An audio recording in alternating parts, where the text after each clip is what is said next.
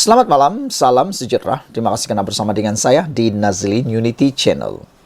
Saudara-saudara sekalian, tidak sampai 12 jam selepas Perikatan Nasional melalui kenyataan daripada Hamzah Zainuddin menyatakan bahwa ahli Parlimen Kuala Kangsar, yaitu Iskandar Zulkarnain, memberikan sokongan kepada Datuk Seri Anwar Ibrahim kerana diugut dan intimidasi daripada SPRM. Akhirnya jawapan yang kita tunggu-tunggu daripada SPRM muncul. Sudah beberapa jam kita tunggu apa komen daripada SPRM selepas dituduh oleh Perikatan Nasional kononnya melakukan perbuatan jahat itu, yaitu mengugut ahli Parlimen Kuala Kangsar. Kalau tidak sokong Datuk Seri Anwar Ibrahim, kononnya mereka atau dia akan dihadapkan ke muka pengadilan untuk kes rasuah. Menurut cerita-cerita, kononnya ahli parlimen itu dulunya ialah bekas setiausaha seorang ahli parlimen, yaitu Peja.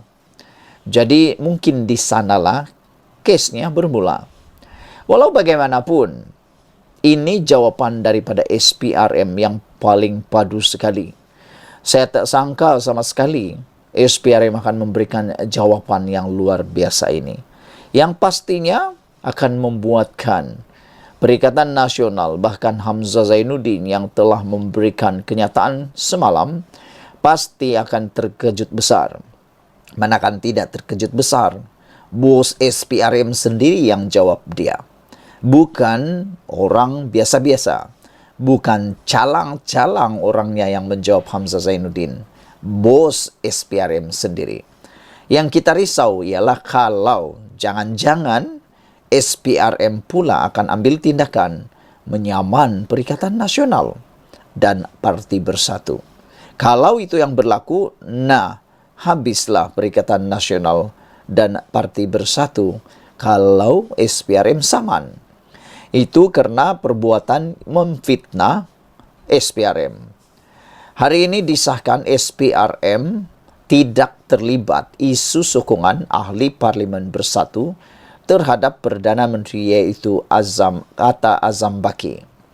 Saudara, kalau masih ingat lagi, Anwar Ibrahim pernah kata dia tidak akan sesekali menggunakan kuasa pihak berkuasa untuk melakukan perkara keji seperti itu. Anwar Ibrahim kata kalau orang pernah buat, biarkan mereka buat. Tapi saya tidak akan buat sama sekali, kata Datuk Seri Anwar Ibrahim. SPRM, Suruhanjaya Pencegahan Rasuah Malaysia, menafikan agensi itu terlibat dalam tindakan ahli Parlimen Kuala Kangsar Iskandar Zulkarnain Abdul Khalid yang menyatakan sokongan terhadap kepimpinan Perdana Menteri Anwar Ibrahim. Jika anda tanya siapa yang harus dipercayai, kita harus memikirkan begini. Mana yang lebih banyak tipu-tipu? Ahli politik atau SPRM? Anda tahu jawabannya. Anda pasti tahu jawabannya. Kerana SPRM, saya yakin mereka menjalankan tugas dengan penuh integriti, tanpa ada pilih kasih, profesional dan menjunjung ke bawah Duli Yang Maha Mulia di Pertuan Agong. Saudara-saudara sekalian, sebaliknya Ketua Pesuruhjaya SPRM Azam Baki berkata, dakwaan bahawa pihaknya cuba menakut-nakutkan ahli Parlimen Perikatan Nasional itu supaya menyokong kerajaan bertujuan untuk mencemarkan nama baik agensi itu. Kenyataan Ketua Pembangkang yang mendakwa kita terlibat dalam keputusan ahli Parlimen Kuala Kangsar adalah berniat jahat dan cuba memburukkan imej SPRM, kata beliau. Hakikatnya, kami tidak ada kena-mengena dengan kenyataan yang dibuatnya, kata Azam Baki seperti yang dilaporkan di dalam Desta hari ini. Azam Baki berkata, siasatan atau demikian, Azam Baki berkata demikian Susulan dakwaan Setiausaha Agung Perikatan Nasional Hamzah Zainuddin bahwa SPRM mengugut Iskandar Zulkarnain supaya menyokong Anwar Ibrahim atau menghadapi pertuduhan rasuah di mahkamah. Semalam ketika saya menerbitkan isu ini, ada netizen kata, kenapa nak takut diugut kalau memang tak buat salah? Itu yang mereka tanya. Kalau Iskandar Zulkarnain betul-betul tak bersalah, tidak melakukan kesalahan, dia sepatutnya tidak perlu takut. Diugut macam mana sekalipun, dia tak patut membuat keputusan menyokong Anwar Ibrahim kalau dia tidak rasa bersalah. Dia hanya mungkin akan terjerumus kepada langkah tersebut kalau jangan-jangan dia rasa bersalah. Itulah yang mungkin perlu Anda fikirkan sekalian. Namun SPRM kata, mereka tidak pernah mengugut Iskandar Zulkarnain untuk menyokong Anwar Ibrahim. Pada 1 Oktober lalu, ahli Parlimen Kuala Kangsar dilaporkan menurut Perikatan Nasional dibawa untuk bertemu dengan seorang pegawai tertinggi SPRM di sebuah lokasi hotel di Damansara.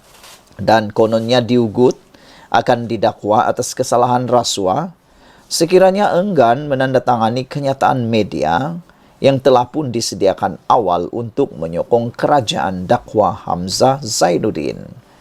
Nah, pertama sekali ialah soalan besar daripada Sabudin Husin dan juga para penganalisis politik dan pemerhati politik bebas. Mereka kata, kalau benar apa yang didakwa oleh Hamzah Zainuddin, tolong buat laporan polis. Mereka mohon Hamzah Zainuddin buat laporan polis. Mereka tidak percaya sehingga ada laporan polis. Kerana kata mereka, kalau hanya cakap-cakap kosong, semua pun boleh buat, kata mereka. Bahkan ada netizen berikan komen, nenek dan atuk aku pun boleh buat dakwaan kalau begitu, kata mereka. Mereka tunggu, netizen tunggu sejauh mana dakwaan Hamzah Zainuddin itu benar. Kalau benar, dia akan buat laporan polis atas ugutan tersebut dan pastilah ada siasatan yang akan dibuat. Tapi sehingga ke hari ini, sehingga ke jam ini, belum ada sebarang laporan polis dibuat oleh Hamzah Zainuddin. Pemimpin bersatu itu juga mendakwa kerajaan pada mulanya cuba merasuah Iskandar semasa satu perjumpaan di sebuah lokasi di Damansara pada 26 September yang lepas. Dakwa Hamzah Zainuddin, ahli parlimen berkenan, didatangi seorang taikun perniagaan bergelar Tan Sri yang dipercayai mempunyai hubungan rapat dengan Perdana Menteri. Malaysia kini cuba menghubungi Iskandar beberapa kali, namun ahli parlimen berkenan tetap mengunci mulut berhubung dakwaan Hamzah. Sebelum ini, kerajaan perpaduan telah hilang majoriti 2/3 di Dewan Rakyat apabila Presiden Mudra yang juga ahli Parlimen Muar, Syed Saddiq Said Abdul Rahman menarik balik sokongan terhadap gabungan kerajaan.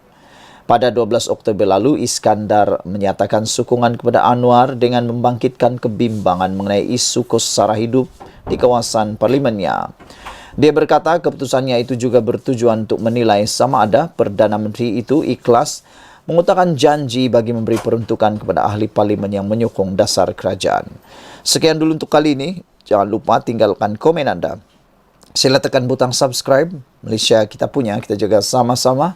Cintai Malaysiaku. Kita jumpa lagi. Bye-bye.